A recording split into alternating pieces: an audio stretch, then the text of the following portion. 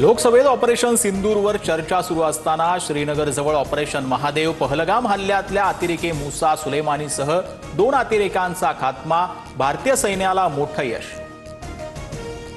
पाकिस्तानी आर्मीचा माजी para commando Hashim Musa ठार, आयएसआयएसच्या सांगण्यावरून करत होता लष्कर ए तोयबासाठी काम, 20 लाखांचं बक्षीस असलेल्या अतिरेक्याला कंठस्नान। पहलगाम हल्ल्याला प्रत्युत्तर म्हणून ऑपरेशन सिंदूर, परीक्षेचा निकाल विचारा, पेन्सिल तुटली की पेन हे विचारू नका, राजनाथ सिंह यांचा विरोधकांना टोला।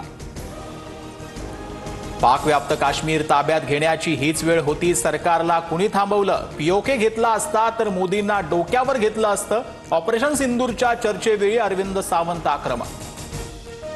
निशिकांत दुबेंना संसदेत घेरल्याबाबत राज ठाकरेंकडून वर्षा गायकवाडांचं अभिनंदन। महाराष्ट्रातील 45 खासदार गप्प बसले, तुमचा आवाज बुलंद राहील अशी आशा, राज ठाकरेंचं पत्र।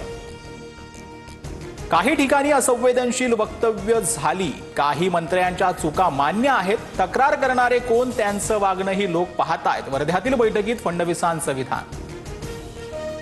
ठाकरेंच्या शिवसेनेच्या नेत्यांनी राज्यपालांची भेट घेतली, योगेश कदम, गिरीश महाजन, नितेश राणे आणि संजय शिरसाटांच्या राजीनाम्याची मागणी।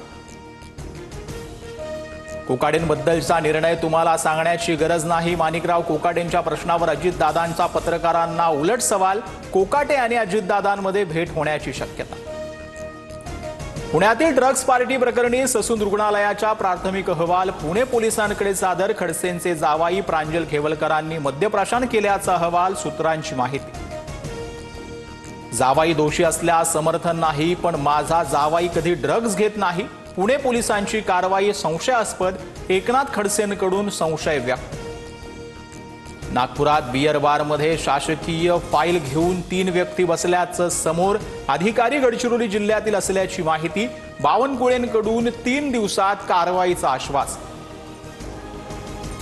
शासकीय कर्मचाऱ्यांचा सोशल मीडिया वापरासाठी नवी नियमावली, गोपनीय शासकीय माहितीचा प्रसार करू नका, शासकीय नियमांचं उल्लंघन करून व्यक्त होणं टाळण्याच्या सूचना।